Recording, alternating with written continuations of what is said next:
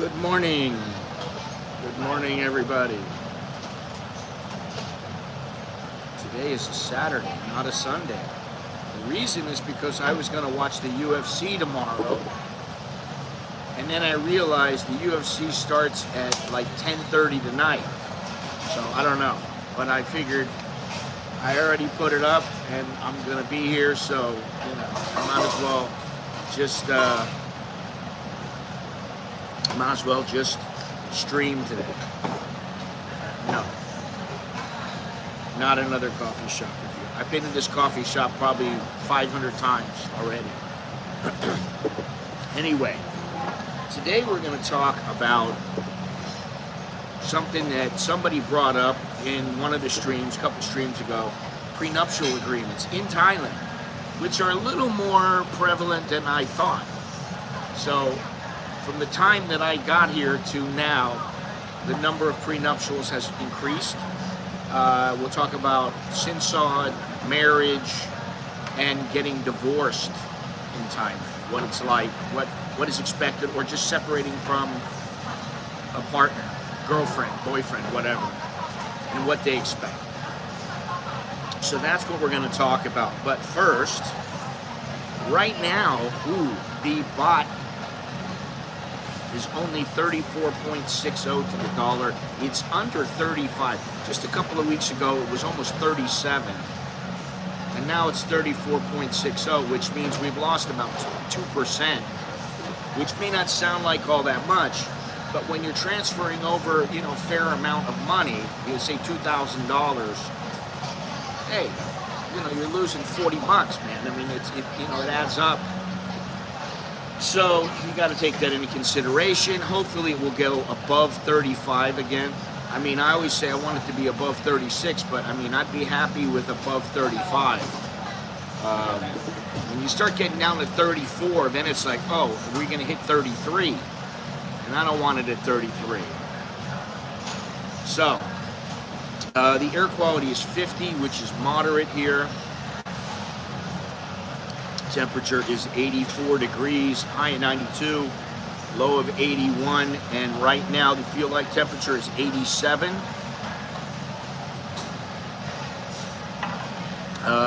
The humidity is 80%, and it is rainy all this week. Now, the humidity is just horrible, and I can tell you because I was out after the stream. As I said, I went to look at a house with my wife. We went to look at probably 4 or 5 houses, and I did film them, so that's a good thing. I think probably tomorrow or Monday I'll have a video going up of at least one of the houses that we visited, and they range in price from 4.49 million to 6.59 million baht. So, that's what's going on in my life. Got to keep the wife happy. Now we're going to talk a little bit about news, because there are a couple things that are important. Of course, the most important thing is, supposedly, there's a new prime minister in Thailand. Her name is Pattongtarn Shinawatra, or Ing. She is the 34th prime minister. She was elected in a decisive vote in the House of Representatives. She is the 3rd Shinawatra family member in this role. And she was elected with 319 votes, so she is the prime minister, and that's the way it goes. And what I'm really surprised about, the only thing else I'm really going to say about this, is that I'm really surprised nobody has said anything about, well, her father is back, and her father is not in jail. He's free to come and go and do what he wants. So, to me, he's the puppet master, and she is the puppet. And, what can you say? Some people don't like Thaksin. He's not one of my favorites, but, whatever. I have no say about this, and she is the prime minister, so that's that. Now, there are some hidden costs now with border runs. What the fangulo? There are some hidden costs now that may apply to your Thai border run if you're doing it. If you're here in Thailand and you decide to do a border run and get out of the country, you will now have to spend the night, unless you're with a tour group where you're paying top dollar. Some foreigners hoping for same-day border hops to Cambodia or Malaysia or Laos to renew permission to stay in Thailand may have to pay extra to avoid inconvenience. Those who turn up unescorted at Thai exit points are being told they must spend 1 or 2 nights in the neighboring country before being allowed back into Thailand. However, those who are passengers in a minibus organized by a tour operator are still allowed same-day excursions there and back. The requirement to pay for 1 or 2 nights hotel accommodation is justified by immigration officers as necessary. It wasn't necessary before, but now it's necessary to process the passports of unescorted border hoppers. Now the thing is maybe there's more people now, they just need more time, I don't know. By contrast, those who are part of an organized tour have to submit their passport copy to the operator at least 1 day in advance for security clearance, but 2 tour operators have increased their prices for single-day border hops, which now averages 5,000 to 6,000 baht per individual, or around $160. Travel gurus say that tourist border runs will become less necessary in the medium term. This is because the majority of tourists since July 15th now receive 60 days on initial entry rather than 30 or 15. And then they can extend that for 30 days for only 1,900 baht. Although there is no formal limit on the number of repeat entries to Thailand by land, air, or sea, few bona fide tourists require longer than 3 months visa exempt before returning home. And what I have heard and read and seen is that those people who are here for longer than 6 months on a tourist visa or a no visa entry, those people, what's going on here? Those people will have to leave after 6 months. There's all kinds of people waiting over here by the door. I don't know why. What they're doing? Maybe they're Chinese or Burmese. I don't know. They're all. They look Chinese to me, and they're all looking at the door like, well, why is this closed? What's going on here? Let me show you if you can see it here. It looks like they're going away, but they were looking through the window and banging on the door just a few minutes ago. So, kind of interesting. They think it's going to be open at 9 o'clock.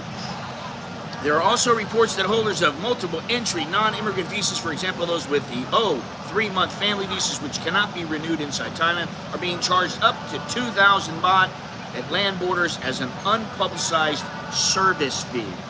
Some of these foreigners are now planning to obtain the new generation Destination Thailand visa, which for specified categories allows 6 months stay on entry with a further 6 months at the discretion of Thai immigration. So this is not for someone, to me, this is for someone who wants to live here part-time or who wants to come here and be here for a short period of time. I know you can stay for up to 5 years, but to me, it's how, if everything is up to immigration, and you may not be able to extend your visa, which most people, they'd have no problems, they extend.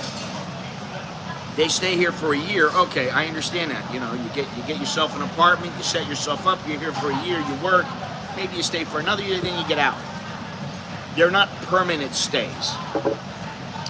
Pom Prakeo, visa specialist at a Bangkok travel agent, said that old-fashioned border runs would likely die out eventually. There are several alternative routes now which take time to come into play, she said, each with its own pluses and minuses. She discounted rumors that a new prime minister would change visa direction because it's the same setup, really. But she added that the Thai revenue's determination, now this is important to people who live here full time.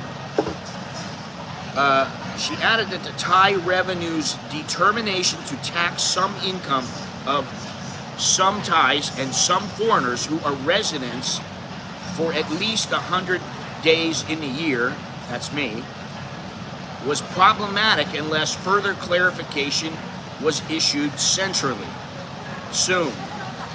So in other words, they haven't done anything about these taxes. They say they're going to take place, they say everything's going to happen, but guess what? So far, nothing.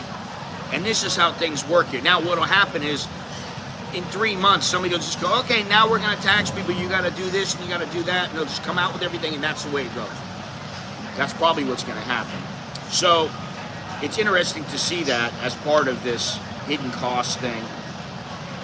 Let's see here. Thailand is vigilant, although well-placed to deal with monkeypox, as Sweden confirms its first new variant case. Thailand has had monkeypox in the past. I think it was 2021. Let me see here.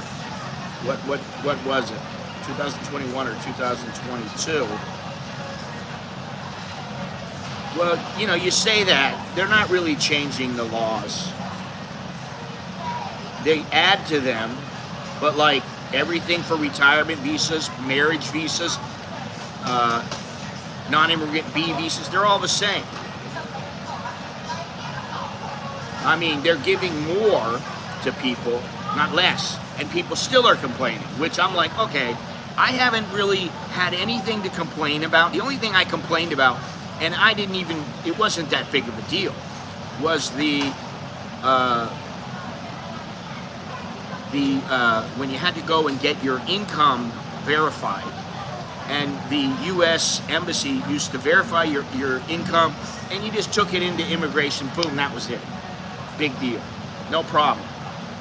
Then they said, no, we're not going to do that. And it was like, what the?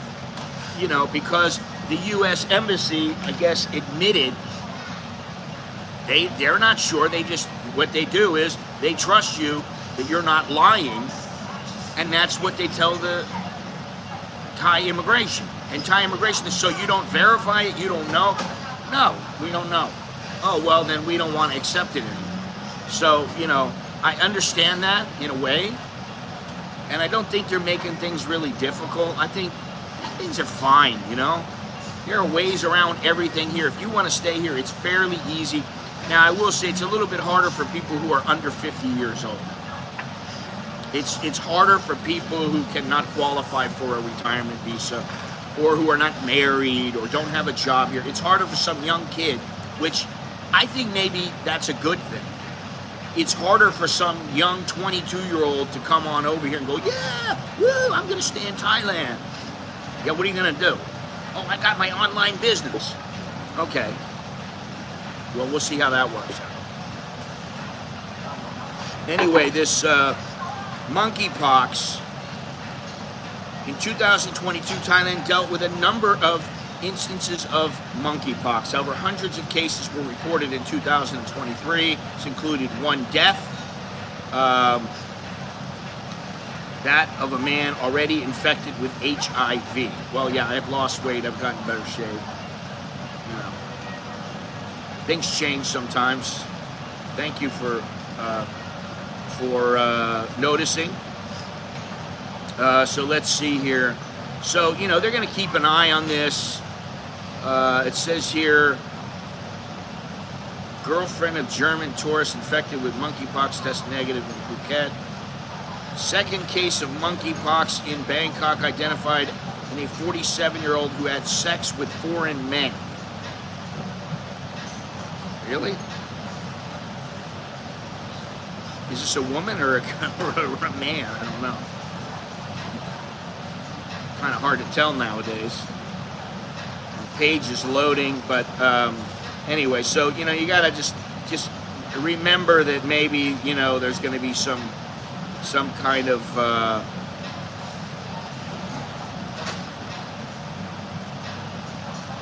some kind of crackdown or some kind of vigilance where they want to make sure that everybody that's coming in hasn't been to Africa or something like that. And I think they do that already, but you know. That's a 47-year-old man, and it said he had sex with foreign men. So, recovering man being observed and treated in hospital for 21 days after developing extensive blisters. And that's what happened when you get the pox. Whatever kind of pox it is, you get blisters all over. So anyway, just keep your ears open. And the last thing here, which is relatively tame, Thai media condemns General Prawit Wongsuwon alleged harassment of reporter, demands accountability. Now this guy is a little old man. If he hit me, he'd be in big trouble. But I probably would not respond. And I have been hit by a Thai before, and I wanted to go after him, but there was a bunch of people that knew us, and they said, no, you can't do anything, And I was like, I'm gonna stab him. I was like, I'm gonna kill this guy. And they would not let me go at it, and you know, that was many years ago. But anyway, this guy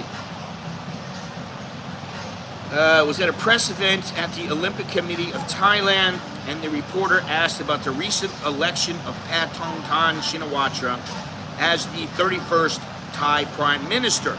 In response, General Prawit allegedly lightly struck the reporter on the head and dismissed the question with, "What kind of questions are these?" Now, I don't care if you hit me lightly or you hit me hard. You're still hitting me. You're still touching me. You don't get in my space. You don't get close to me, and you don't touch me, because if you do, you might get a response. I don't think anybody should do that to anybody. And I don't care what position. I don't care if he is a general. I've known a couple generals in my time here, and I don't think either one of them would ever dream of hitting me or hitting anybody. I think they had a lot more class than that. They were very polite, very gentle, really they were very calm, reserved, and controlled. That's the big word, control. They were very controlled with whatever situation happened. They didn't get upset, they didn't get excited, now this guy looks, this is a little old man, looks like he got excited. According to Thai PBS, a statement, the news agency described the act as an unacceptable form of physical harassment that undermines the safety and dignity of journalists. Definitely the dignity. The organization called for General Prawit to take responsibility and urged national media associations to establish measures to protect press freedom. Now, one more thing. In response, he conveyed that the incident was unintentional, though it through a direct to the news agency in question. He later stated that he had no ill intentions, explained that he often jokes and teases familiar reporters, according to the Thai national media. So this is just a joke. What kind of question is that? You just whacks him on the head or whatever. It's like, hey, what do I look like? Your pet dog? This guy, and if you look his name up, Prawit Wongsuwon, and I think he's the guy, isn't he the guy who, let me see here, I think he got nailed for corruption, or he got questioned about all his watches or something like that. Let me see here. I think that's what it is. Yeah, the general, it is him. It's him. The general's watches. He has a $1.5 million watch collection. And he said all the watches were from his friend, and he gave them back eventually. So there was a big stink about this. All these watches that he had, and let me look here and see if they got the. He says he only has one wristwatch priced at 15,000 baht. Listen, I got a wristwatch that's priced at a lot more than that, and I'm not rich. and I'm going to keep that watch for a long time. It says he was wearing a platinum Richard Mille RM029, which cost about 5 million baht, and a diamond ring at the government house. The items were not on his list of declared assets. I don't even know. I saw the list of these watches, which was kind of funny. Oh, now I just see this. What is this? The guy got arrested for begging on Kopangan. Where is it? All right. Anyway, the general's watches. I thought they had a Wikipedia about it. Oh, here it is right here. My nose is itching, man. Okay, yeah, 1.5 million baht. Let's see here. Thai people are angry. It's a watch for the movie stars, not the general who wants to fight corruption, says a Thai citizen. Okay, let me see here. I gotta put my glasses on. Richard Mille 29. Now it says it's 2.5 million, not 5 million. Richard Mille RM30, 2.8 million. Rolex Cosmograph Daytona Ice Blue Dial Platinum, worth 1.8 million. Patek Philippe, 1.5 million baht. Puget, 80,000 baht. Rolex, 700,000 baht. Not 80,000, 800,000. Rolex, 800,000. Richard Mille RM010, 2.4 million baht. Rolex, another Rolex, 554,000. Rolex Yachtmaster, 460,000.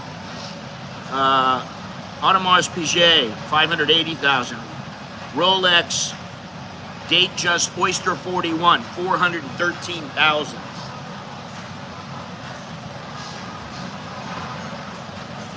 His income is around 2 million baht a year, which is funny because I know people who have a 2 million baht a year income, and they don't have all these watches. So, anyway, you know, he got out of it somehow. Doesn't surprise me, but just know that Thailand has some issues. That's what I'll say. All right, so onwards to this prenups, sinsod, marriage, divorce, yada, yada, yada. All right, so for those of you who don't know, sinsod is also known as the bride price or dowry, even though it's not a dowry. It's a traditional practice in Thailand where the groom offers a sum of money or valuable items to the bride's family as part of the marriage process. This tradition has deep cultural roots and is still widely practiced in Thailand today. Widely practiced, but on the decline. That's what I'll say. The vast majority of Thai marriages, especially in rural areas and traditional families, involve some form of sinsod. It's a deeply ingrained cultural practice, although exact percentages are difficult to determine. In urban areas and among more modern or westernized family, the practice may be less emphasized, but it remains common. Sinsod can range from 100,000 to 1 million baht or even more with wealthy families. In rural areas, sometimes the amount might be between 50 and 300,000, depends. If you're a foreigner, I don't think you're going to get a 50,000 baht sinsod, but you never know. You know, and sometimes they'll give it back. Sometimes they'll put it towards, they'll put it towards whatever. They're putting sinsod to the dumpster. I don't think they're throwing the money away. Good morning. Good morning, good morning.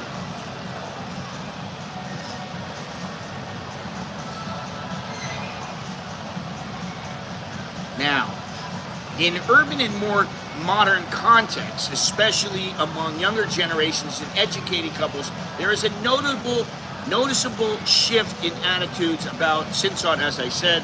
Some couples choose to forego the tradition entirely or opt for a symbolic amount to honor tradition without imposing financial burdens. Well, you think about it. If the guy's got to take care of his wife, I mean, most wives are going to pitch in. They're going to help if they're a good woman. But if he's pitching in, say, $300,000, that $300,000 could go for them to buy a piece of land, put it on a house, whatever it might be. In rural areas and among more traditional families, sinsod remains an essential part of the marriage process and is seen as a way to honor the bride's family and ensure a smooth transition into married life. Even as urbanization and modernization continue to influence Thai society, sinsod is unlikely to disappear entirely as it holds significant cultural and social value. But it is on the decline.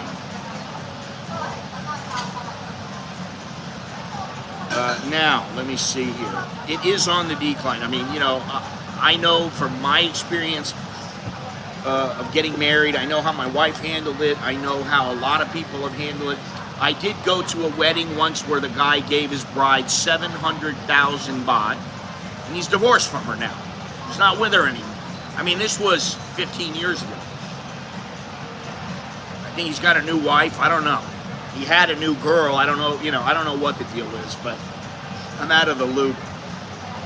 So, you know, take it for what it's worth. I mean, if some chick that you see has kids and she's been married before and she's divorced and, you know, she has really very little going for it in way of making money, and she comes to you and goes, yes, I want 500,000 baht.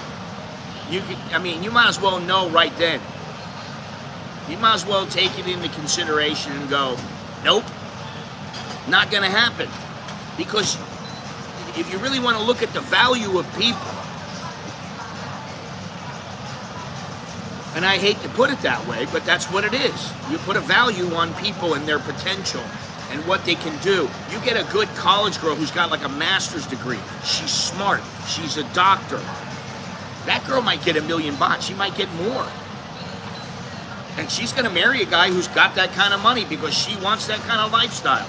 She doesn't want, listen, women don't want to marry down. Men don't really care. I mean, you know, as long as I'm not marrying I don't know, somebody scrubbing toilets, I mean, I guess that's admirable. But I don't know what I would have in common with it. You know, because usually educated people they tend to go towards each other. So if somebody doesn't have an education and you're way up here and you got, you know, a PhD, it's pretty, the chance of you being with a girl who is, you know, like a maid or somebody scrubbing toilets is pretty slim. All right, so now we'll talk about a little bit about the prenuptial agreements, which, as I said, the prenuptial agreements, they're a little more prevalent now than I first expected, and I did a little bit of research on it. There is no specific statistical data on the percentages of couples who opt for prenuptial agreements in Thailand. Usually it's a private matter. However, they are generally more common among international couples or those with significant assets. And, you know, like I probably would never get, I would probably never have a prenuptial agreement with my wife just because I think I would be fair with her. I don't think she's the kind who would say, oh, now you have $3 million, give me 2.5. That's not what's going to happen. She's not that stupid. She's pretty smart, and, you know, it's just not going to happen. So for me, and for many others, a prenuptial agreement is unnecessary. However, it is necessary with some people. In countries like Japan and China, prenups are relatively uncommon.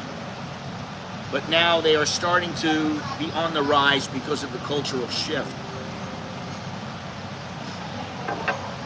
In Europe, Germany and France, prenups are more common, especially among the affluent.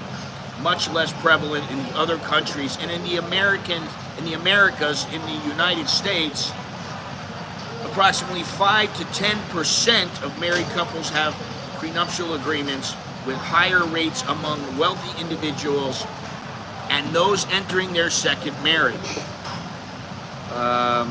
Yeah, good morning. Our I believe so, yes. Which is, as long as, if you have an English prenuptial agreement, it has to be in Thai also to be recognized by the Thai courts. Just like pretty much everything else. You want it to be recognized, you want everything to be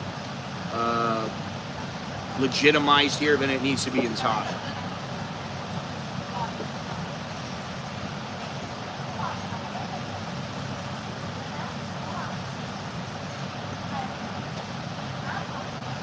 So 5 to 10% in the U.S. And you know, here in Thailand,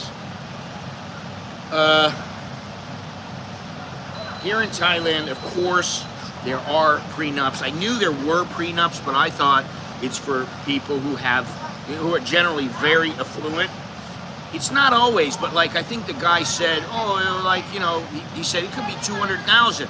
And I'm like, listen, I don't think anybody is gonna issue a prenup for 200,000 unless they are some poor Thai out in the villages and they come into a little money or they get some money, whatever it is, and all of a sudden they got 200,000-300,000 and they go, oh, I met this girl and now, you know, we're boyfriend and girlfriend, but now we're gonna get married. I don't want her to get this money. But I mean, it's kind of stupid. It's not that much money. Let's see here. Outline the division of assets before the event of divorce. Legal framework. Prenuptial agreements are recognized under the Thai Civil and Commercial Code, must be in writing, signed by both parties, and registered with the marriage register at the time of marriage registration. It covers only assets and financial matters, not personal issues or child custody. Both parties must fully disclose their assets and debts. The agreement should be fair and not against public order or good morals. Independent legal advice is recommended for both parties to ensure fairness and clarity. Prenups are generally enforceable in Thailand if they meet all the legal requirements. If the prenup is found to be unfair or if there was undue influence or coercion, it might be challenged in court. So that's interesting to know.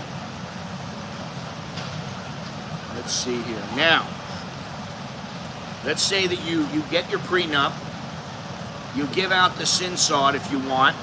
She's got sinsod, you got a prenup to protect yourself, and then you go ahead and get married.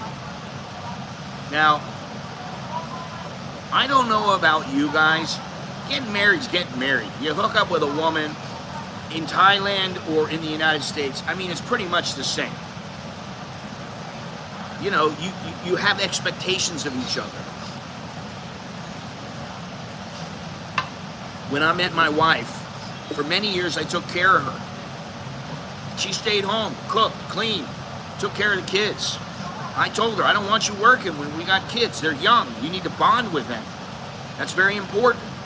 And I was making good money. I said, you know, just don't worry about it. Okay, all right. And she would do little things to make a little money for herself. She might make $10,000, $20,000 a month for herself. And I would give her some spending money. I would give her money to pay the bills. I would ask her, can you go pay this for me or whatever? And it worked very nice. But she's a college graduate, so she says, hey, you know, I'd like to start working. I said, okay, kids are getting older.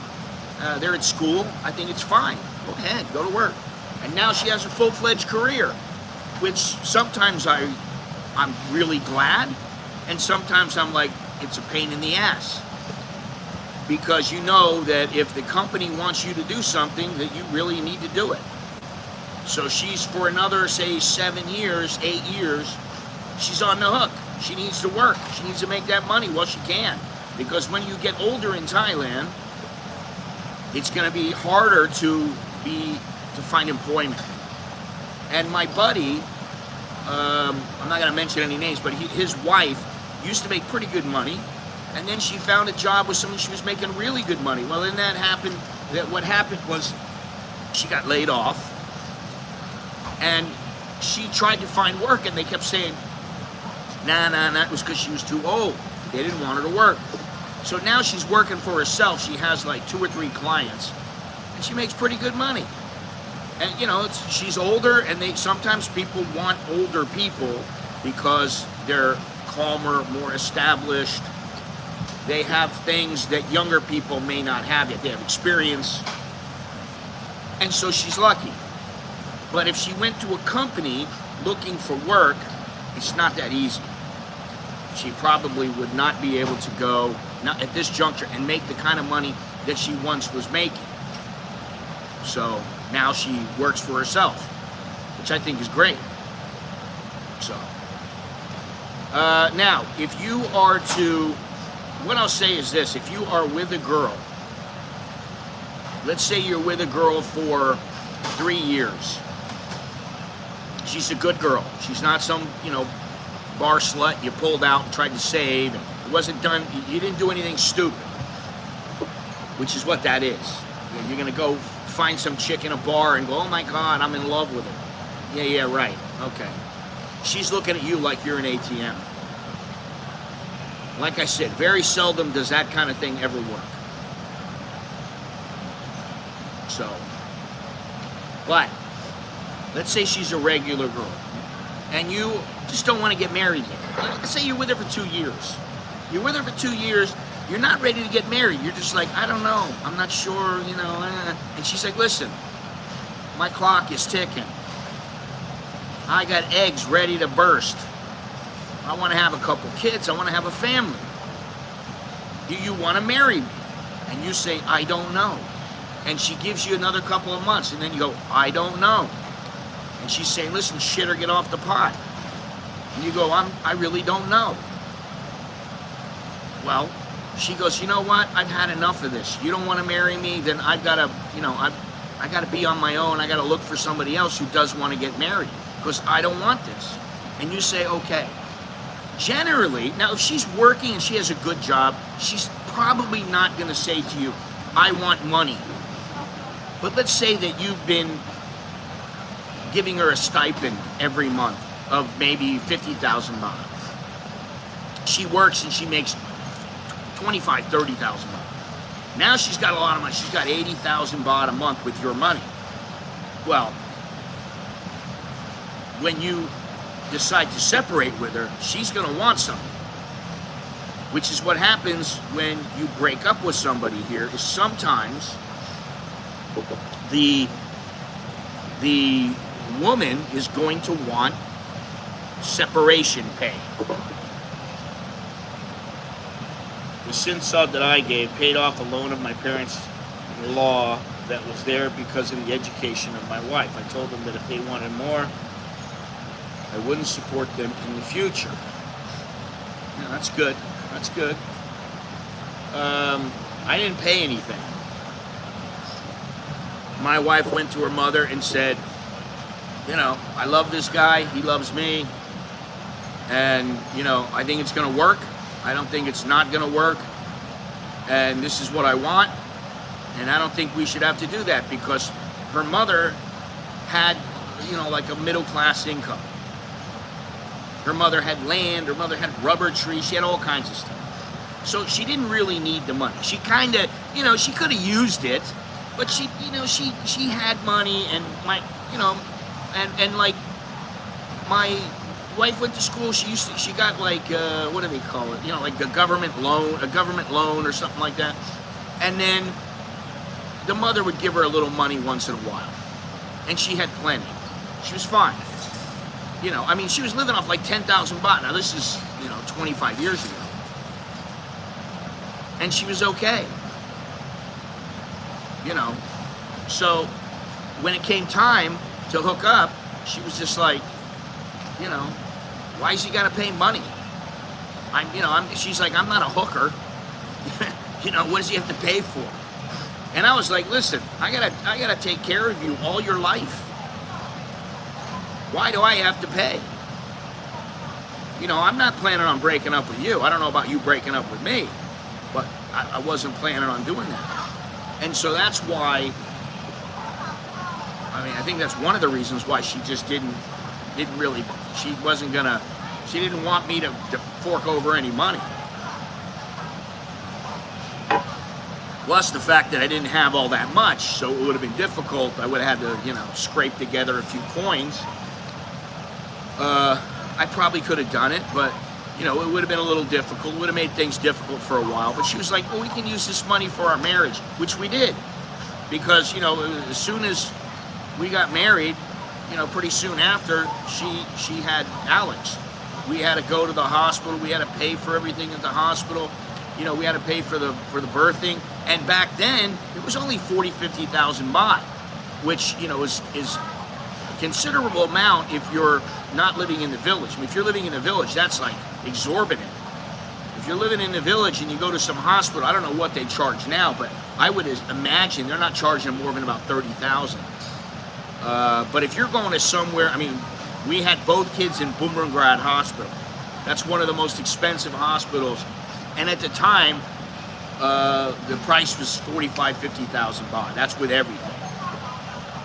And, you know, and during, I think it was, yeah, during Alex's birth, the lights went out. And I was like, oh shit. While she was giving birth, the electricity went out. I was like, son of a bitch. What? I was like, oh no. And I said, oh no, in front of the doctor. And the doctor said to me, because I was in the room, the doctor said to me, take it easy, the generators will come on in a few seconds. I said, okay. About 2 minutes later, the generators came on. But it was because of heavy rain. So anyway, I do think that close to $1 million? Oh, come on. That must be like, you know, they're yeah, that's crazy, because we, like I said, we paid 50,000, and that was it. That was, she had a private room, she had, you know, an epidural,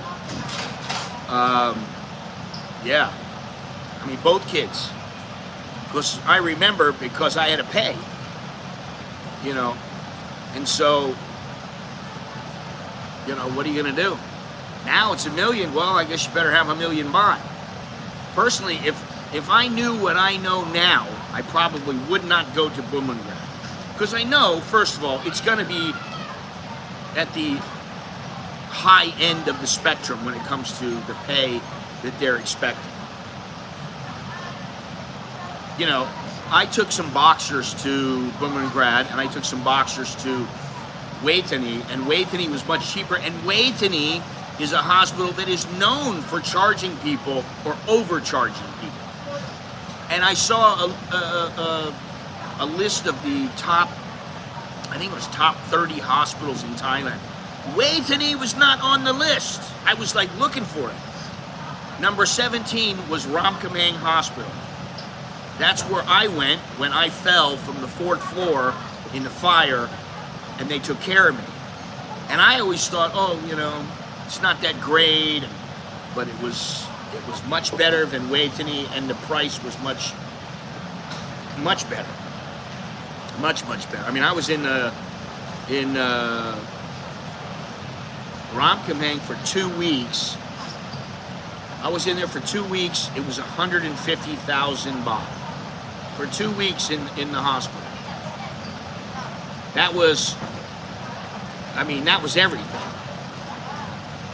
Yeah, that fall was pretty bad, man. Now I can laugh about it, but at the time I wasn't laughing. I lost my Omega watch in that fall, which really pisses me off. To this day, it pisses me off. I bought the Omega watch. I put it on layaway back in the States. This is 30-something years ago, 35 years ago. I put it on layaway. I'm paying it off, 100, 200, 300 at a time. Finally, I pay it off. I go, yeah. And so, when I fell, the thing popped off my wrist, and I was out. I didn't know where I was. I didn't know what was going on. I was pretty much dust. But somebody took the watch. I don't know who took me to the hospital. I don't know any of that. I don't know who it was. I don't remember anything. but I know that somebody took took my watch. And when I was in a coma for 4 days, and when I woke up, I said to my wife was next to the bed, and I said, "Where am I?" And she told me. And then I started looking at myself. I had bruises all over. My whole back was purple. My entire back was black and blue and purple.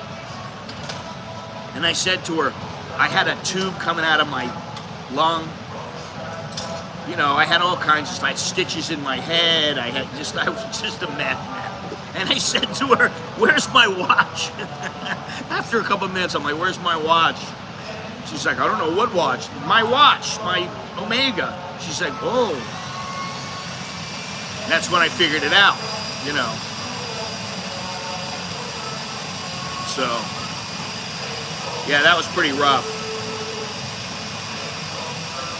It's the way it goes, though. Anyway, let's get on here with this. So, obviously, you know, you want to get married. Sometimes you got to pay the sin sod. Sometimes, if you got enough assets, if you have assets, you know, ample assets, maybe you want to protect yourself. I don't know. I mean, you know, listen, I've never been with some really hateful, vindictive woman who is just out for my money, because I usually vetted them before they got to that point. I usually could figure out, hey, this chick is all about the money. That's all she cares about. Can I buy her this? Can I buy her that? And then it's all, you know, it's like, okay, adios. So I never got took like that. Thank you. So, you know, I don't really know about that, but what I would say is most good women, if you can classify one as that, they're not out to take you for everything you have. They're not like, this guy worked all his life, I'm going to take him for all his money. But it happens. And I told you guys about the guy who had the t-shirt business, the American guy. He married some Chinese chick. She went to the bank, took out the money. It was $100,000. She drained his bank account. And she goes, "This is our money. This is family money." And he's like, "What the? No, you got to give it back. That's my money." She's like, "No." So he divorced her. He was smart. He got out, you know, I guess you could say he got out without getting taken, but he got taken for 100 G's. So, then if you decide that you want to separate from them, like I said, if you're just boyfriend and girlfriend, listen, you're together for a year, maybe, you know, you go, "Listen, here's 50,000 baht." Maybe if you're really generous or she's really high, so you give her 100,000. But if you get divorced, the divorces are usually, let's see here, what does it say here? Yeah, divorces are contested or uncontested. 60 to 70% of divorces in Thailand are settled amicably without going to a divorce court. They're known as consensual or administrative divorces, and they can be finalized at the local ampere, which is where you get married. Obviously, that's a lot faster and less expensive than having to go to court. We do not deserve your awesome knowledge you bestow upon us on the daily. Thank you, sir. Thank you very much. Well, in Thailand, especially in the context of divorced or separated parents, you know, that we're talking about physical custody, it really depends on the judge. But the woman is usually, if she has the means to take care of her kids, she's gonna get them. Like a doctor or work at Google, that kind of thing. Yeah, that's pretty much what it is. You know, they may give you shared custody, and it depends on the people. If it's an amicable divorce, then they may, you know, the woman may say, okay, you know, he can have 2 weekends a month.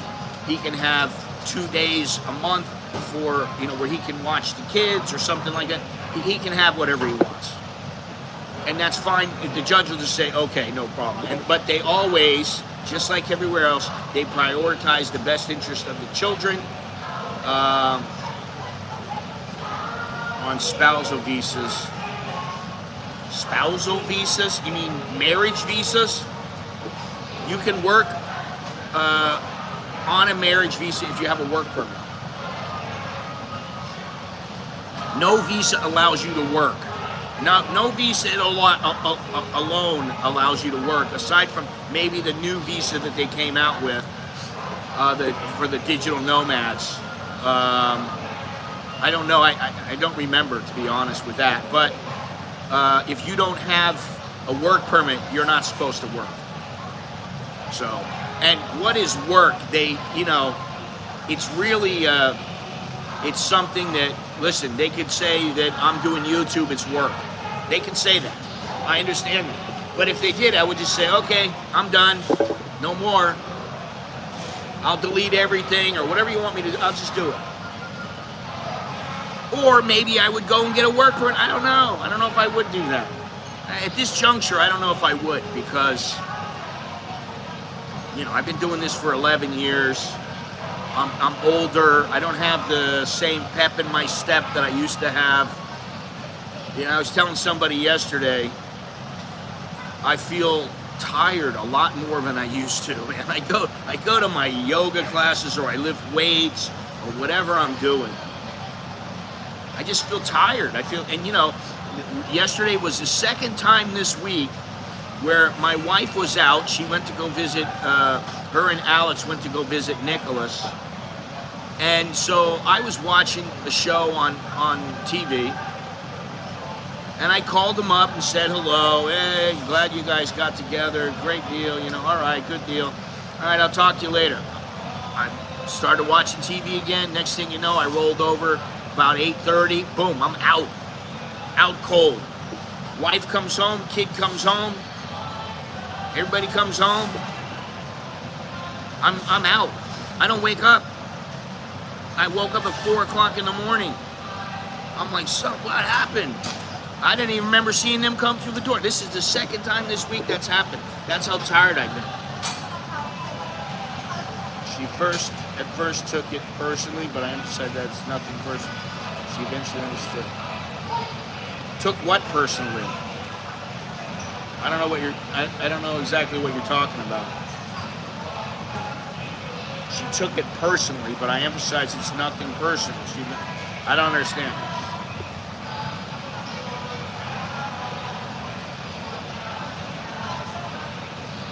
Well, I guess it's good, but yeah, I guess it's good. I don't know. I mean,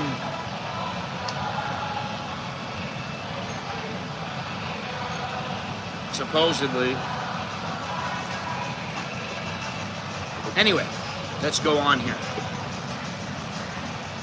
It's the same. It's kind of like it is in the U.S. Joint custody in Thailand is legally possible, but less common in practice, with courts often favoring primary custody for one parent and visitation or shared legal decision-making for the other. The best interests of the children are the primary consideration in determining custody arrangements, and while mutual arrangements between parents are preferred, the court can intervene when necessary. So that's pretty much how the joint custody works. But with regards to alimony,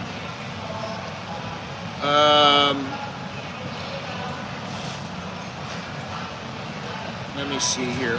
First of all, while not legally required, it is relatively common in Thai culture for a man to provide some form of financial support or separation pay when ending a significant non-marital relationship, particularly if the relationship was long-term or if there are children involved. These payments are usually informal and based on mutual agreement rather than legal obligation. And coming to an agreement about how much is something, you know, I mean, it's dog eat dog, man. Sometimes the women are like, well, I want 500,000. The guy's like, no way, I'll give you 200. She's like, no, that's not enough. I want 400. He's like, no, I'll give you 250. You know, they go back and forth. It's negotiating. So,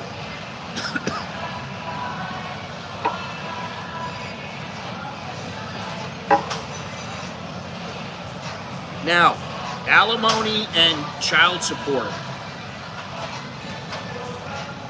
Both important things in Thailand, but what happens is some people don't really know about it or don't really think it's worth it, and they don't want to go to court, so they don't get involved in it.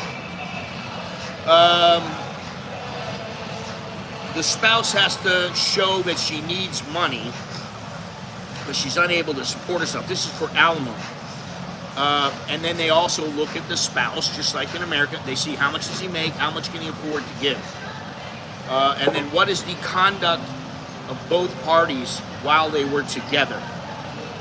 Longer marriages might result in higher or longer term alimony payments. I can only imagine if you have some little farm girl and she marries some guy who's a multi-millionaire, and she decides after 5 years, 10 years that, you know what, this marriage is not working, this guy's screwing everything that moves, I can't take it, and she wants a divorce, he's got to pay up. He's going to pay. Now, maybe, you know, he gets a lawyer and that lawyer is really good and maybe he can negotiate something with her. I don't know. You know, this is the thing. With law, the law is very clear, but the people that are involved and the judge have some kind of leeway. They don't always have to go by the law. They can take it to the extreme or they don't have to. There is no fixed formula for calculating alimony in Thailand. The amount and duration are decided by the court on a case-by-case basis. It can be awarded as a lump sum or in payments, regular payments. The payments typically continue until the receiving spouse remarries or the court orders otherwise. So there's that. Now, as I said yesterday, I went to go look at a house with the wife. Yes, they did name a new prime minister. It is Pattongpan Shinawatra. Another Shinawatra. So we went to this place to go look at it, and I was, listen, I've been to a lot of houses lately, and this is probably the best one because it is a house. It's not a townhouse. It's not a condo. It's not a pseudo house. It's a house, and I like that.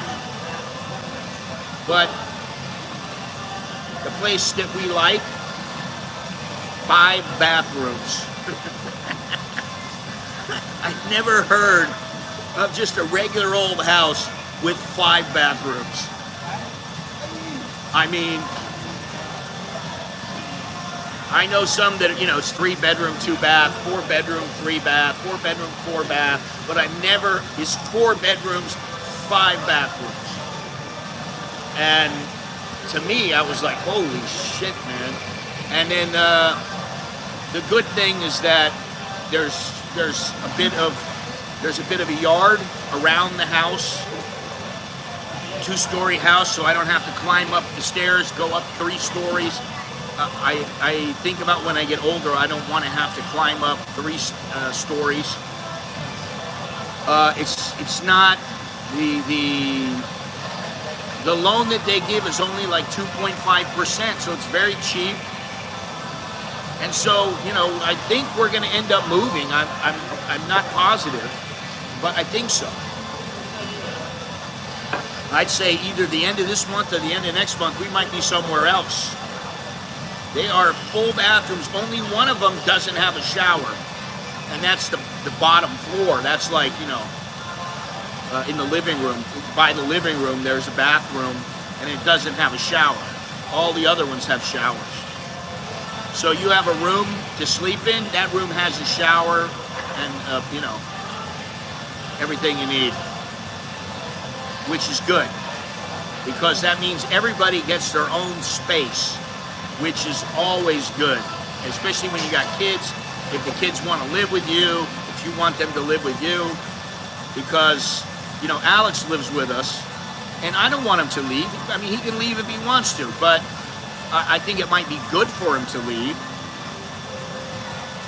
But if he wants to live at our house, that's fine too. I told him, live at our house and save up your money. Save up $1 million baht, save up whatever you need. And then you want to move, you can move. That way you have a nest egg to fall back on. And this way he'd have his own room. You know, he can close the door, lock the door. He can go into the bathroom, do whatever he wants. Same thing with Nicholas. So I'm anxious to put this video up. I started editing the video this morning, and hopefully I'll finish it tonight or tomorrow, and then either tomorrow or Monday it will go up. And I have like 4 videos, or it could be one really long one, but I'd rather make 4 short ones, because that way I can focus on each type of house. Because we did look at 3 bedrooms. I think it was 3 bedroom, 3 bath.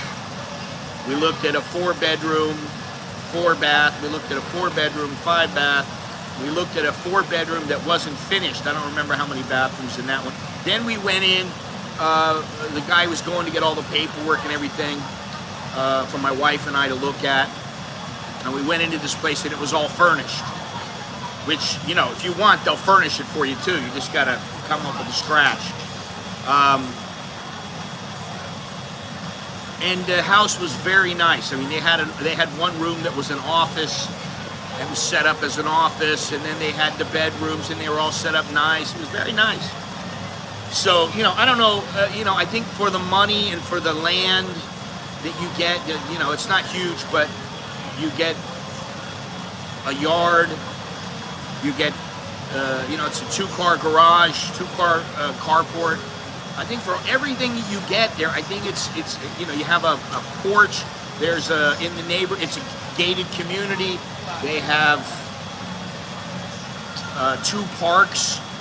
You know, of course, they have the little clubhouse where you have a pool, and you have what do they call it? Like a co-working space. You have a gym. You have all kinds of things. So, to me, it's a pretty good place. I mean, you know, it's not like, you know, I'm living in a mansion, but we would be living pretty good. And it's close to the City Link, which is very good. We went there yesterday, took the City Link to Huamak. So I'm anxious to see what happens, and we will happen. Of course, I will let everybody know. And we were thinking about just keeping our other place for a couple of months so that we can kind of move out at our leisure, and that we have a place that if we don't feel like going all the way back there, we still can go to the old house. So that's pretty big news for us, because I've looked at about 5 or 6 other housing projects where there was 3 or 4 houses in every place that we went and looked at, and I only liked one other place, but it was about 10 minutes to the electric boat that goes to Minbury, which is very slow. So it would take an hour to come back to here, 45 minutes. Then from here, you got to go to wherever else you want to go. You can go to the SkyTrain or whatever, or you can just take the boat, but it's a long ways. So that's why I was like, I prefer this one that we found yesterday, because it's near the SkyTrain. It's only about 5-10 minutes from the SkyTrain. All right, so, you know, just to wrap this prenup thing up, in addition to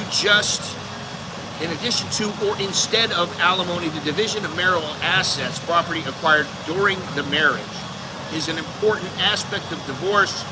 Thai law generally requires an equitable division of marital property between the spouses. So everything that was yours before the marriage is supposedly still yours. During the marriage, anything you accumulated, you got to split up in what is supposedly fair. If sinsod was paid during the marriage, it might be returned to the groom in the case of divorce, depending on the agreement and the circumstances. If the couple has children, child support may also be awarded to the custodial parent. This is separate from alimony and is intended to cover the cost of raising the child. In practice, particularly in more informal or amicable divorces, it is not uncommon for a husband to give a lump sum payment or a settlement to the wife as part of the divorce process. This payment may be seen as a gesture of goodwill or to help his wife transition to post-marital life. And that's the thing. Even if you're not married and you give the money, that is so that they have time to set themselves up. I mean, listen, you don't want to take care of her for the rest of your life. I know somebody who, he was married, and just because he's a good dude, his wife had no income. His children had some income, but not nearly enough. And so he gave his wife a fair amount of money. I think it was 30,000 baht he gave her every month. She didn't need it all. And she started socking away the money, which is good on her. You know, she put away money, and then he told her, you know, I'm sorry, this is going to end. You're not going to be making any more money from me, because they split up. You know, like later on, I mean, a couple of years after they split up, probably 10 years, he gave her money. She's never found anybody else, never been with anybody else or anything like that. And so he continued to give her money out of the goodness of his heart. Nobody told him to do it or anything like that. And in the beginning, I was like, what are you doing, man? But, you know, as time went on, I started to understand it. You know, I mean, he loved her at one point, and he didn't want her to suffer. And, you know, she could have found some other work, but she probably wouldn't have found anything that paid really well. Because I think she was somewhat uneducated. I mean, you know, she didn't go to university or anything like that, so that's what he did. Such payments might not be formally classified as alimony, but could serve a similar purpose, especially in cases where formal court proceedings are avoided. Now, what I would say you always do, you pay from your bank account and you send it to your wife from the bank account. You always do that, and then that way you have a record of everything. You know, you put a note on it, paid to so-and-so on this date, and that way everything that you've paid is categorized, and you know, you have a record of it, so that if she decides to take you to court and go, he never paid me any money, he didn't give me anything, you go, wait a minute, honey, and then you show, there's this receipt, and you can print it all out. They have a history, you can just print it right out from the, you know, and then you can prove her wrong if that happens. It doesn't usually happen. And on another note, I'm going to say again, if you come here, I think nowadays you really need a bank account, a Thai bank account. It's something that you need to get done no matter what. No matter if you have to go and get your address verified at the embassy and pay $50 or whatever it is. No matter what you got to do, you do whatever you have to do and get a bank account. When I got my bank accounts, it was relatively easy. When I got my first bank account, which was Thai Military Bank, which is now TTB, I've had that bank account for 30 years, 31 years. I've had that bank account. And I was putting money in it. I knew I was going to go to Thailand. I was transferring money to Thailand so that when I got to Thailand, I could go right to the Thai bank, just pull it out with my ATM, pull out 20,000 baht, whatever. I knew I had money. I think that's important to do. I think it's a lot more important than what people think. I think that something else that you should do is Everybody knows that in Thailand, Line is the app. Line and Facebook, and to a much lesser extent, Instagram. But they know Line is the way that people communicate. But Line, what they don't also know is you can pay your water bill, you can pay your electric bill, you can pay your phone bill, you can pay many things with Line. You can use it for the BTS. And so I think it's important that you get a Line account and then you connect it to your bank account. Because that makes it so much easier. You just go with your phone, you go, I mean, you know, I got my little bank card. My bank card is connected, the BTS card is connected to the Line account. So I don't have to go and put money on my card every time I want to top it up. I don't have to do that. I'm online, boom, I'm going to transfer 300 baht, I'm going to transfer 1,000 baht, whatever it is. You transfer that money, then you go to the BTS, you're good. The money's on the card. And if you want to, you can go to the teller, or whatever you want to call them, at the BTS. You can go, listen, I want to put 100 baht on. The minimum is 300 baht. I just want to put 100 baht on my card. You put 100 baht, boom, it goes on your card. It's on your Line account. It shows on your Line account and it shows on your card. So that when you go through the BTS, that's all you have to do. The MRT is a little different, but I like the MRT because if you're over, I think it's if you're over 50, or it might be, I'm not sure if it's 60. I think it's 50. If you're over 50, you get 50% off on all fares. BTS doesn't do that. They only do it for Thais. But the MRT does that. And seeing that they are expanding public transportation here in Thailand, I think it's a smart move.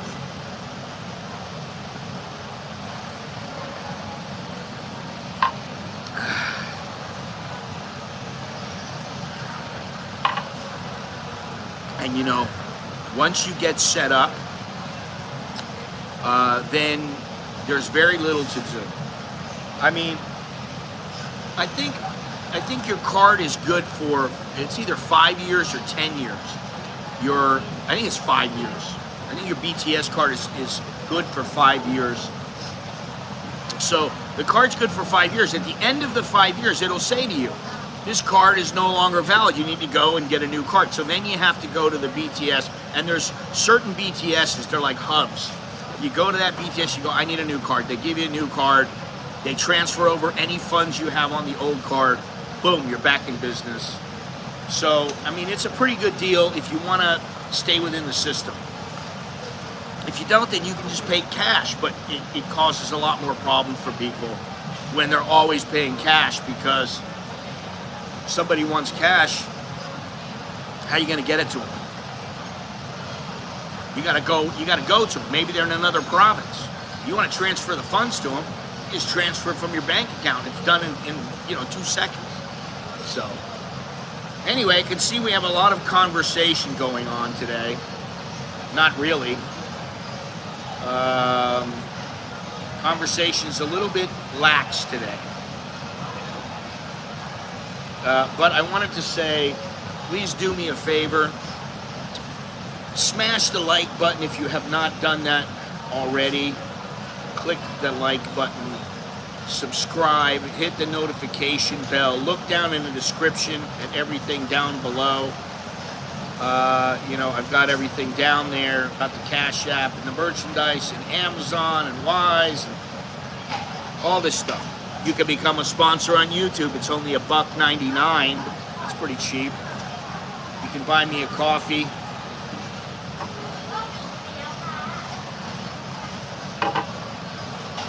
Go on Patreon, purchase one of my books, go on social media, whatever it is.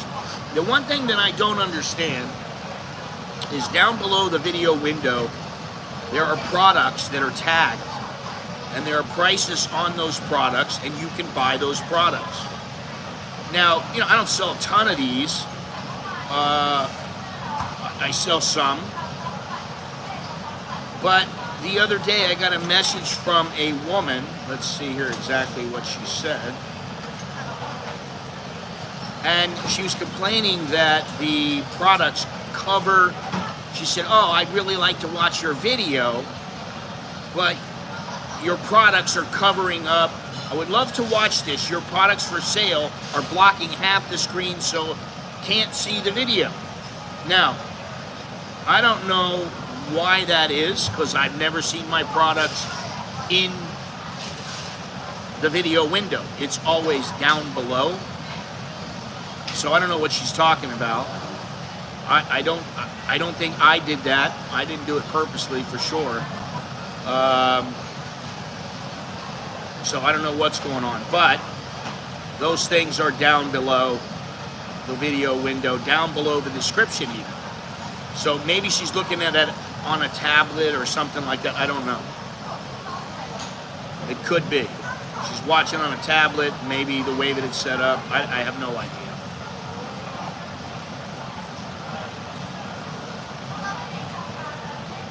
So, I guess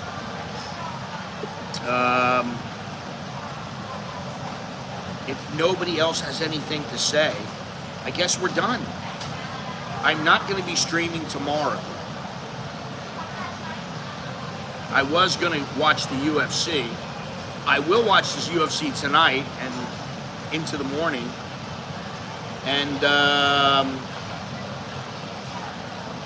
then I don't know what I'm going to do. Maybe I'll sleep in.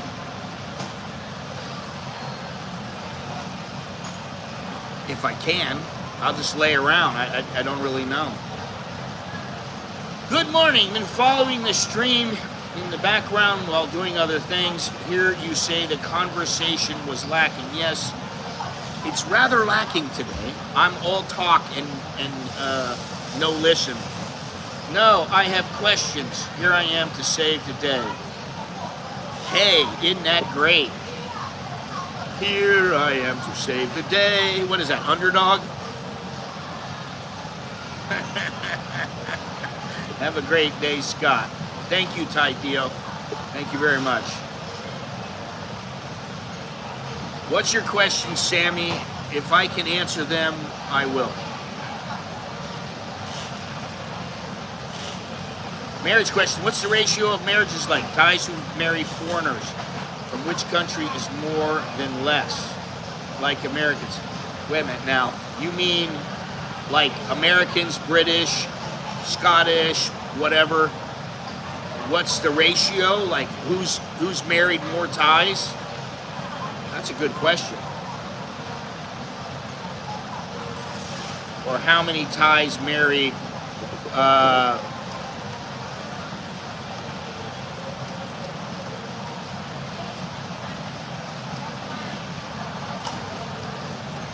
let me see here.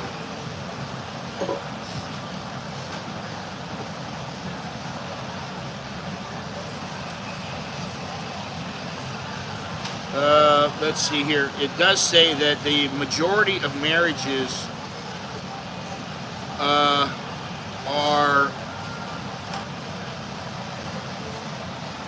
Oh, it says here, while precise nationality statistics may vary year to year, it is estimated around 10 to 15% of all marriages in Thailand involve a Thai citizen and a foreigner.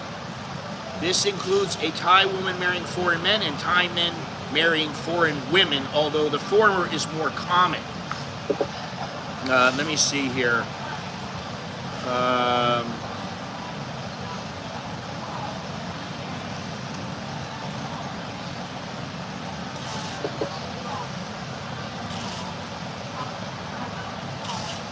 American men are the most common foreign spouses of Thai women.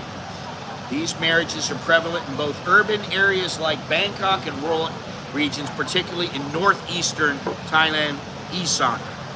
British men also represent a significant portion of foreign spouses in Thailand, similar to Americans in terms of both urban and rural marriages. German men are another prominent group marrying Thai women. Many German-Thai couples reside in regions like Pattaya, Hua Hin, and Isan. Australian men often marry Thai women, with these marriages commonly seen in urban centers and coastal areas. French men are also a significant... What is this? I don't know what it is. Frenchmen are also a significant group, particularly in areas with strong expat communities. They all want to be together, which, you know, I don't necessarily need to be around all Americans in order to be married to somebody who's Thai. I don't care about that. What is this here? Let me see something. Oh, okay, so this is not it. All right, no big deal there. Let me go on here. Japanese men have a notable presence among foreign spouses and Thai women. Many Japanese-Thai marriages occur in Bangkok, where there is a large Japanese expatriate community. South Korean men are increasingly marrying Thai women, often facilitated by marriage agencies. These marriages are more recent but growing in number. Chinese nationals, including both men and women, are increasingly involved in cross-cultural marriages with Thais, especially in urban areas. Nordic countries, Scandinavian men, particularly from Sweden and Norway, are also common foreign spouses of Thai women. And I gotta say, those are the ones who are the ones that they really need to be careful. Because they're always getting screwed around. They always believe the bar girl. You know, that's just what I've seen in people that wrote me, people that talk to me. Swiss men frequently marry Thai women, often residing in both urban and tourist destinations like Phuket and Chiang Mai. While less common, there are Thai men marrying foreign women. These women often come from countries like the United States, the United Kingdom, Germany, and other Western nations. These marriages often occur among expatriates living and working in Thailand. Let me see here.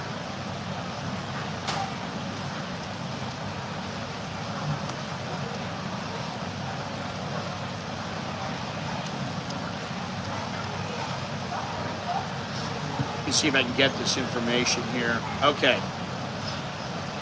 Number 10, South Korea.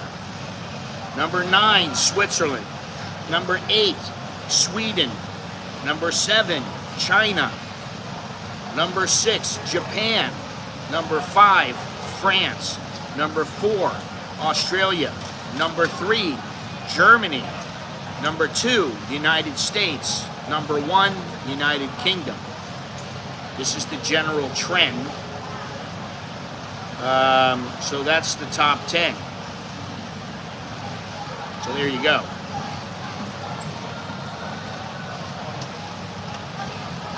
I never heard of the Thai guys getting internationally married. How often does that happen? I knew a Thai dude who met his Japanese wife in Thailand. I knew Thai guys who met their Thai wife in Japan. Which was interesting.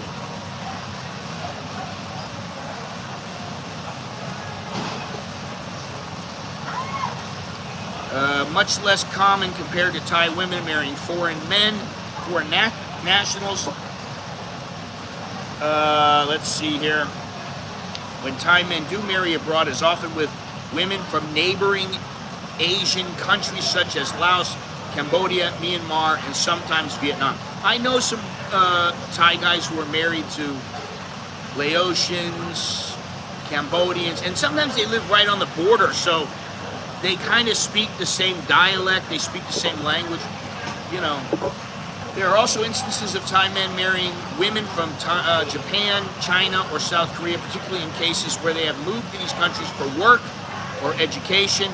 Marriages between Thai men and women from Western countries are relatively rare, but do occur often when Thai men have expatriated for professional reasons or they met their spouse while abroad. And I know some Thai guys who went over to the U.S. and they went and worked there. I mean, these are professional people. They go over there, they've got good jobs. If they want to live in America for the rest of their life, they could do it. And, they, you know, eventually they meet somebody. Like I said, proximity. Proximity is always important.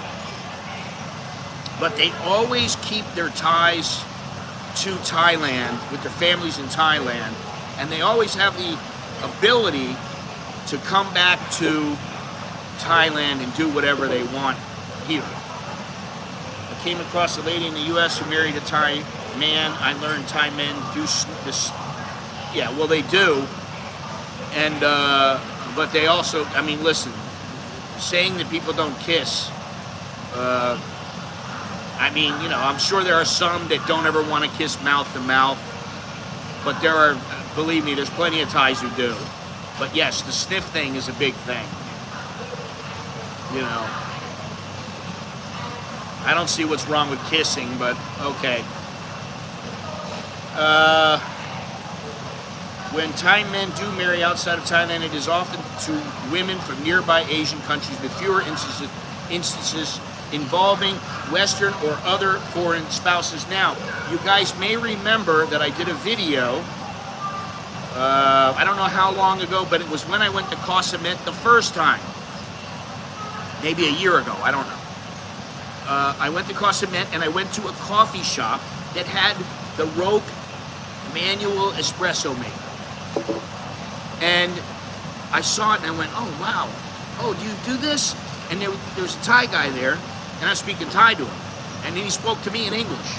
I go, he's speaking English. He speaks good English. I was like, son of a bitch. I mean, he spoke, you know, almost perfect English. And I go, oh, you got the Roque, and then I got the Roque at home. And he goes, oh, we use that as a backup. If the electricity goes off, we can still make coffee. I was like, oh, okay. So I sat down and talked to him for about an hour. You know, my wife was there for a little bit, and she left, and I just kept talking to him. And what had happened was he moved to the United States. He was living in the United States. He married an American woman, had kids with her. He had like 2 kids. They're grown up. They're like 25 years old.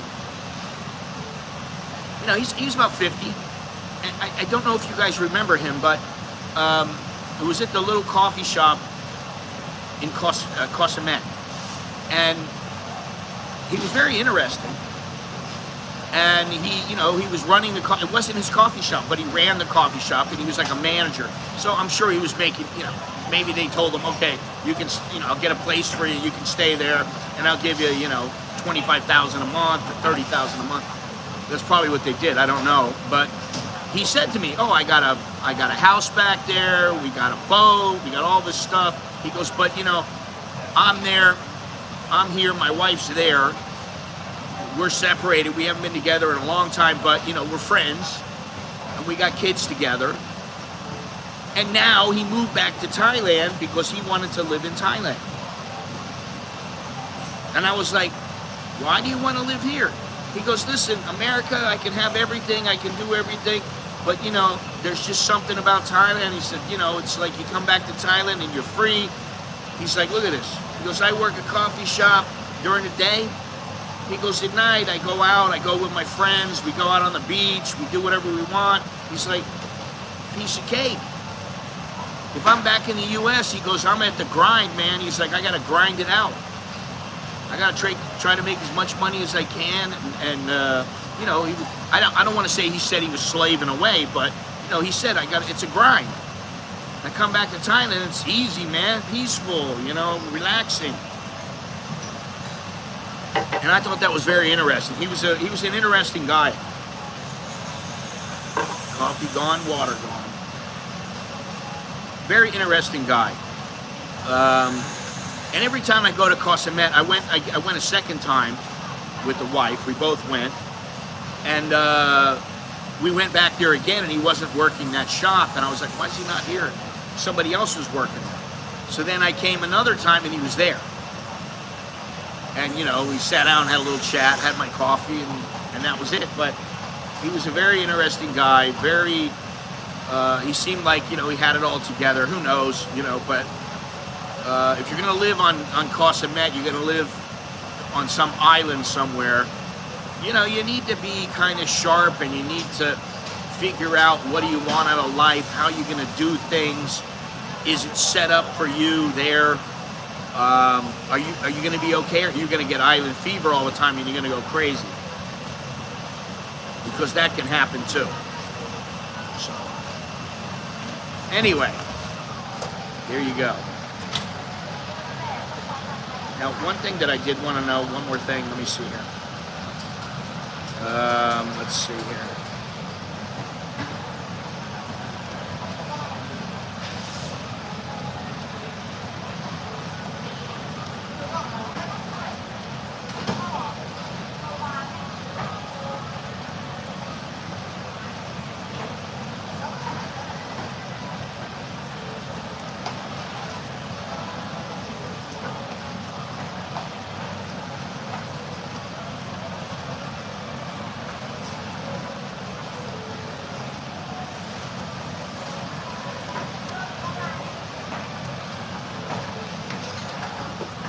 Okay, let me see this here.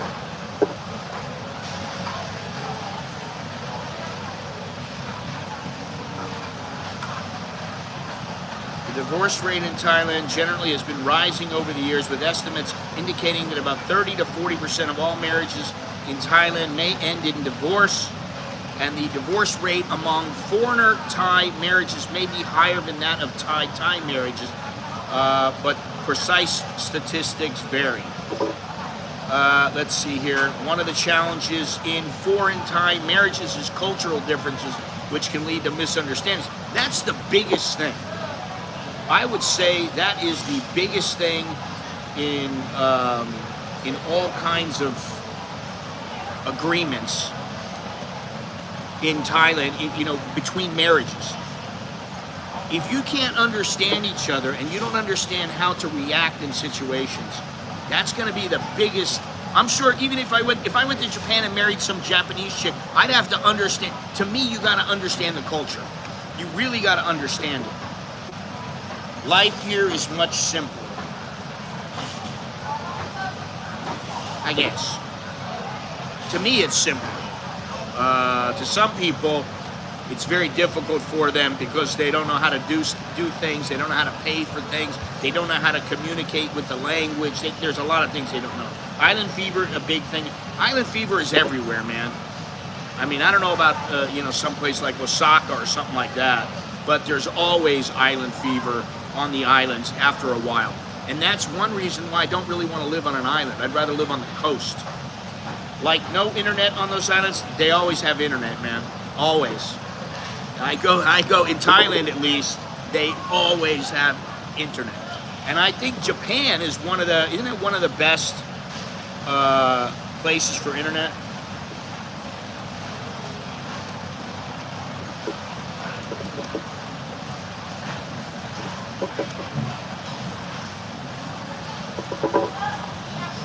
Internet users, 116.8 million users, 91.3% of the population, 7th in the world as of 2020, 92% household penetration, business penetration, 99.6. Holy cow.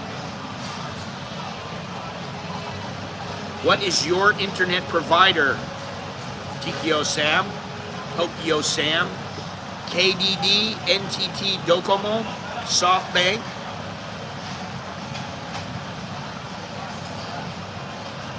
Well, it says it's pretty good here. Let me see. Yeah, and you can only understand the culture by purposely going out and engaging in it. Then it just takes time. Well, that's exactly what I've been saying for a long time. If you are not speaking the language here, then your level of communication, your level of entrenchment in the country is far less than somebody who can carry on a conversation fairly fluently with a Thai person. You just are not going to learn Thailand the way they are. And, I know you can learn a lot, but there are some things you won't understand it.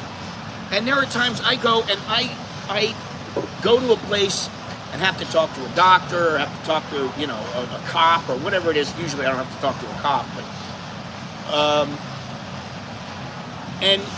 I know I can do it by myself. I can figure things out, but sometimes I'll bring Alex or my wife or maybe Nicholas, because I have them as a backup to translate for me if I don't understand something important.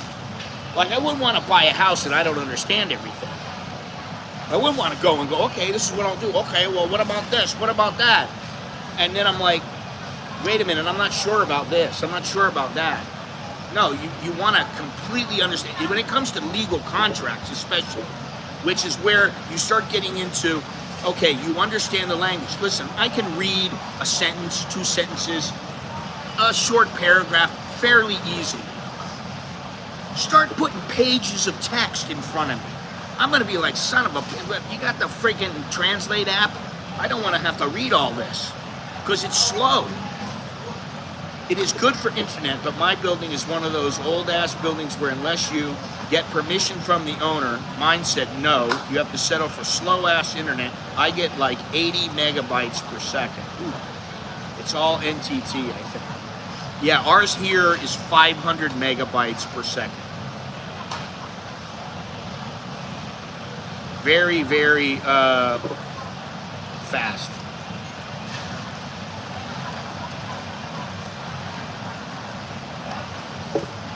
Let me see here. I'm going to tell you the top 10 internet places. Holy sheep shit. Okay. Wow, Japan's not on that list. Let me see here. What is this? Oh, this is broadband and mobile speed. Spain, Romania, France, Iceland, Denmark, United States is behind, barely behind Thailand, but it is behind in broadband, but a little bit ahead, well, double in mobile speed. Thailand, China, UAE, Chile, Hong Kong, Singapore, supposedly for the total broadband and mobile speed is the best. If you're looking at the broadband, it's France, Iceland, Denmark, US, Thailand, China, UAE, Chile, Hong Kong, Singapore. Japan is not on there. Surprising to me.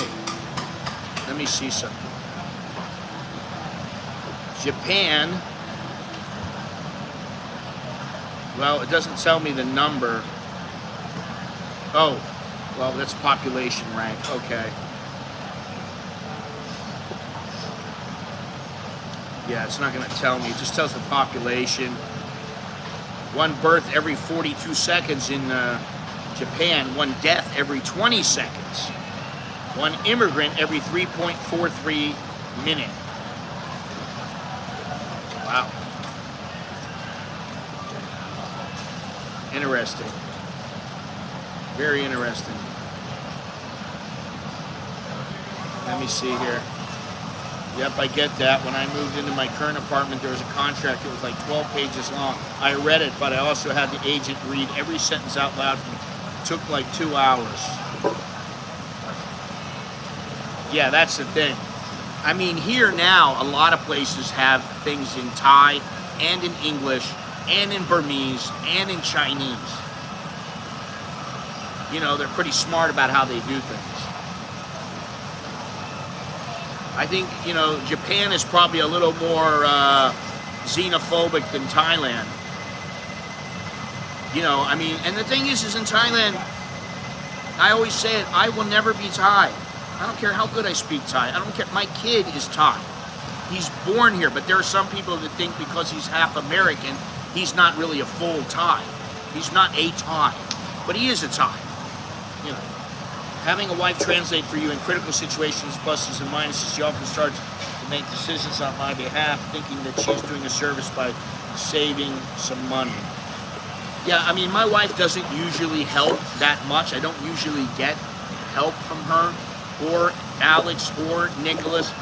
Sometimes you know, like if I'm going to call the internet because the internet maybe is out, and usually it's not out, but I mean, it used to be out a lot. Then it started to be a little bit. Now it's seldom. And if I want to find out what's going on with the internet, I want to get the router reset or whatever it is, I just give the phone to Alex, and he takes care of everything. If you give it to me, and you go, oh, I'll speak in English, I just go, okay, fine, that's fine. You want to speak in English? Good. I'll speak it because it's easier for me. I don't want to speak in Thai if I don't have to. Well, I do all adult things by myself, as I do, but I also have a friend I can call to help me clarify some things, etc. Yes, which I have my family. But yeah, people, when they move somewhere, should try to become fluent ASAP. And that's what I've been saying here.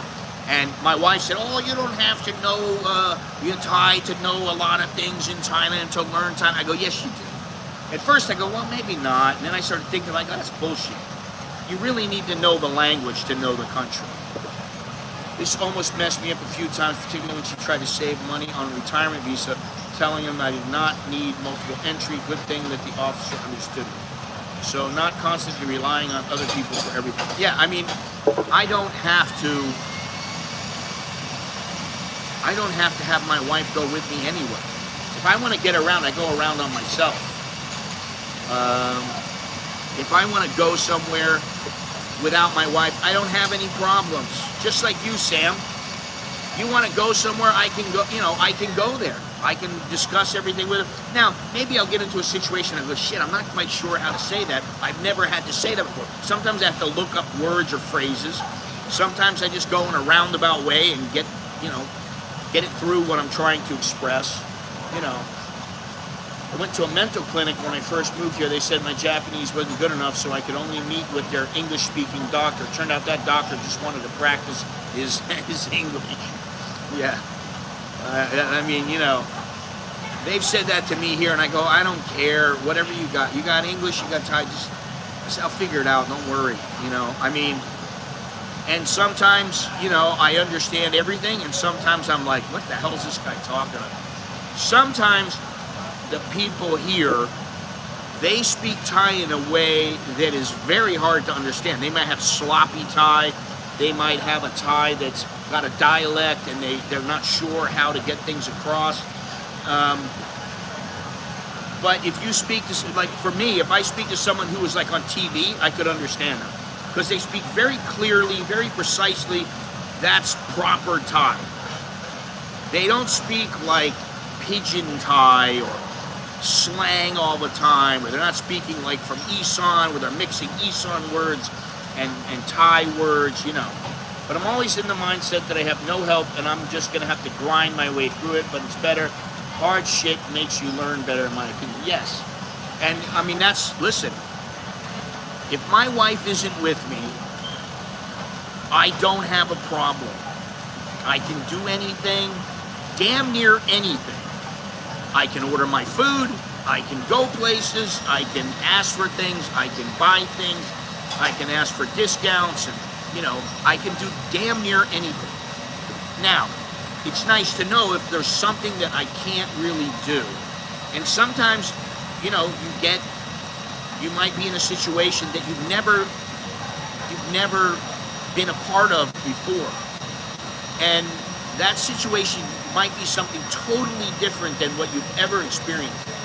And you're not sure how to say things. With different words. I mean, like, listen, if you go to the hospital, you've never been to the hospital before, you don't know how to say, I need some pain medicine. Well, if you go to the hospital and you learn pain medicine, you might not know how to say, I gotta take a shit in Thai, in proper clinical terminology,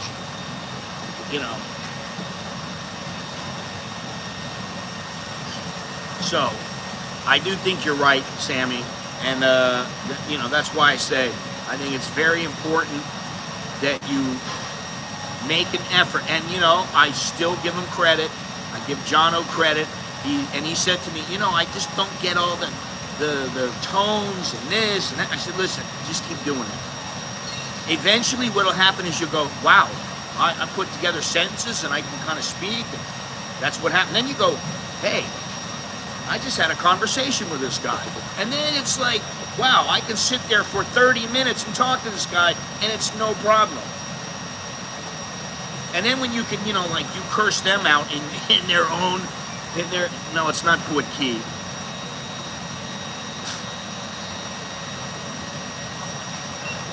And then when you can curse them out in their own language, then, when you can talk to them in their language, then you have it. Because they don't want to talk to you in their own language. They want to talk to you in their language where they have the advantage over you because you don't speak their language.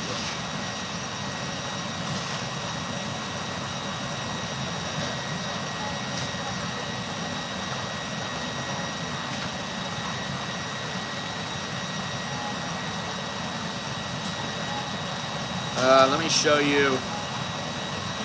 One way to say it is this, Jim. Yeah, you throw it back at him. Uchara,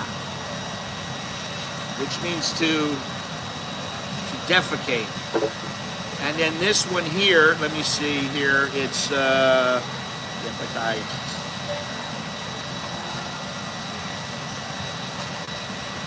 me see if I can show you this. This is the usual one.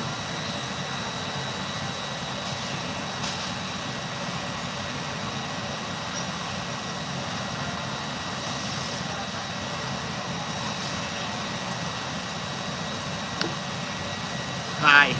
Yeah, it's like I remember I got in a big argument with a Japanese coworker. I was working at a Japanese company. Dude was giving me shit for screwing up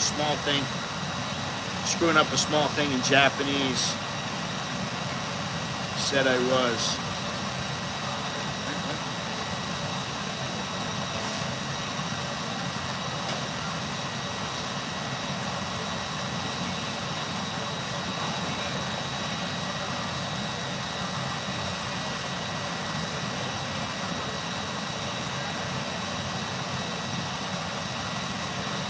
And this is to... You're a troublemaker, Sam. You troublemaker. Where is it here? Because I wasn't sure how to spell this. Oops, shit.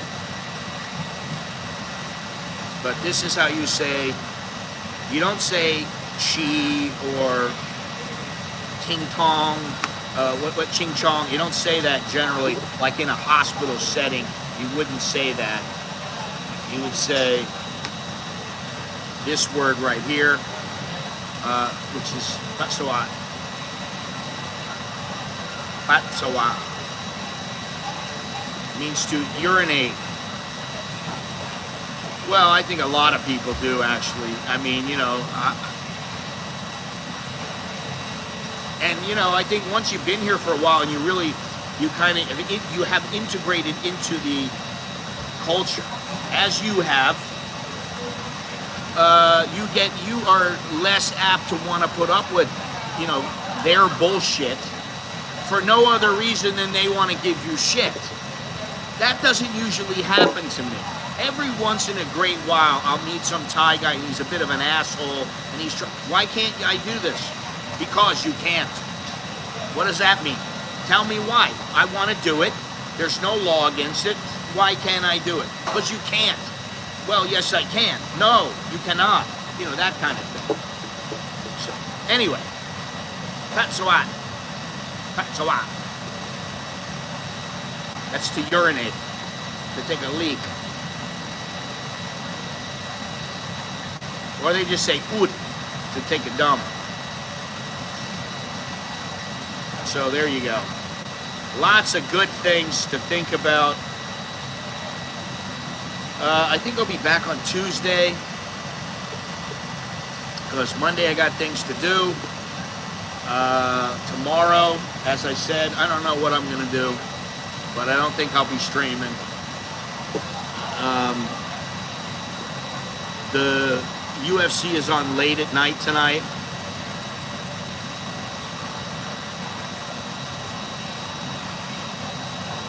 So I will watch that. There's a couple good fights on tonight. So, you know, can't wait to do that.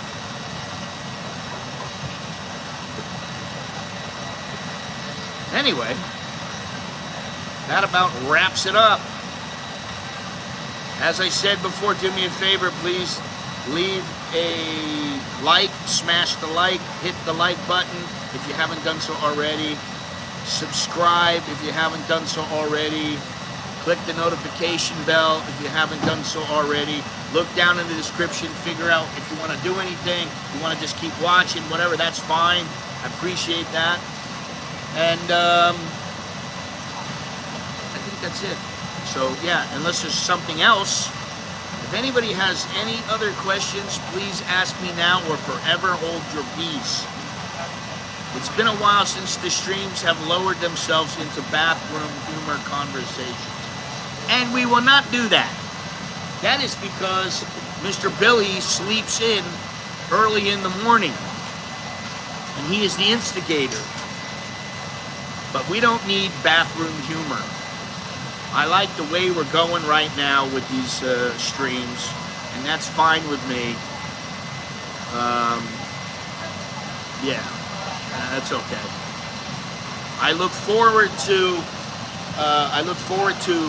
when we move up. You know, if we are going to move, I look forward. I do think we will. I look forward to streaming from different places within my compound, within my house, at the park, wherever. I look forward to doing that. I kind of like, yeah, all right, cool. You know, and there's some coffee shops around in the area. I have to find some. I have to look around for some, but it should be fun. And yeah, so here, you know, we continue on the life and times of an American in Bangkok. What is that noise?